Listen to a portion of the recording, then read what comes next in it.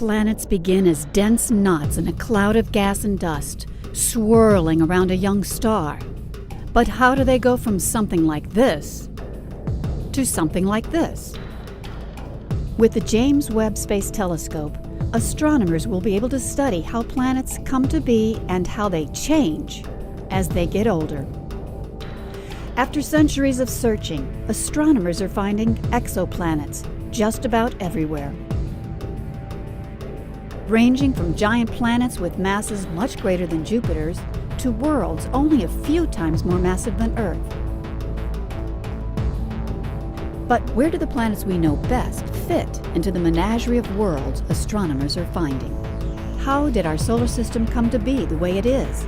Why is Earth a balmy, water-rich world? And are there others like it elsewhere in the galaxy? These are the kinds of questions astronomers will address with Webb. For planets that pass directly in front of their stars, Webb will search for chemical fingerprints, identifying atmospheric gases like water vapor, carbon dioxide, and methane that absorb specific wavelengths of the star's light. Webb will also study the dusty disks where new planets form to reveal how the chemical compositions of younger and older disks change with time, and identifying how these changes are reflected in the planets we find. Such studies will be revolutionary in their own right, and by applying Webb's capabilities closer to home, astronomers will better understand planetary systems. For example, how do our asteroids, comets, and other small bodies like Pluto relate to the objects that create the dusty disks around other stars?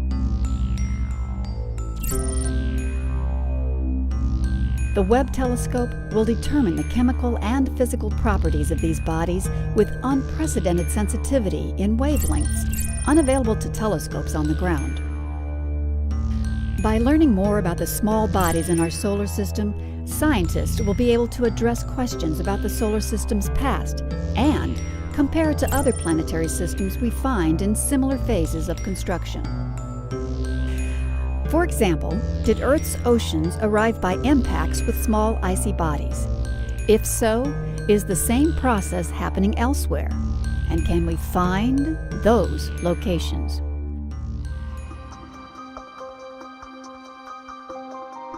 Webb also will study the outer planets and their moons.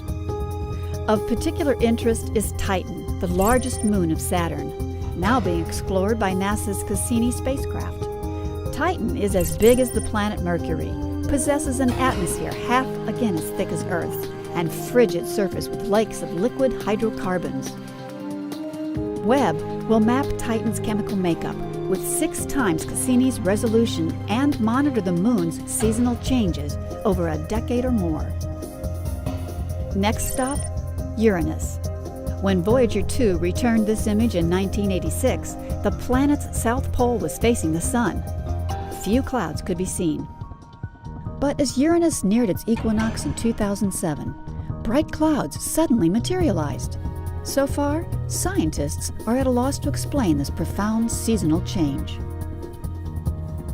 During Voyager's visit, the northern hemispheres of Uranus's big moons were all in shadow.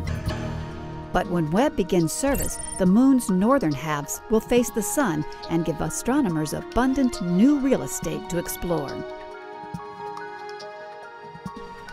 3 years later, in 1989, Voyager 2 passed Neptune and imaged its strange dark spot.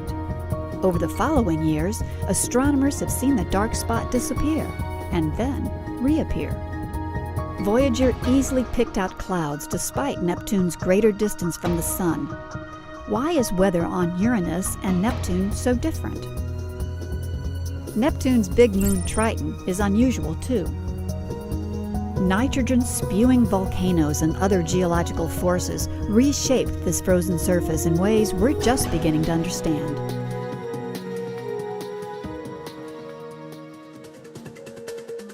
Comets, asteroids, the outer planets and their moons, and beyond them, the icy bodies of the Kuiper Belt.